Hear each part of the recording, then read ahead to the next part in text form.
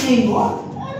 Ilang beses ko na sinabi sa inyo na kapag nagtuturo ako sa harap, huwag kayong mag-iingay.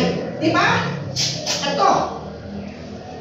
Ito ang bagay sa'yo, ha? Para hindi ka na magdadaldal. Ako si Glenda Garcia. Ako si Teacher Criselda dito sa episode ng Masking Tape sa Wish Ko Lang. Si Teacher Criselda, matagal na siyang guro. Siguro sa dami ng mga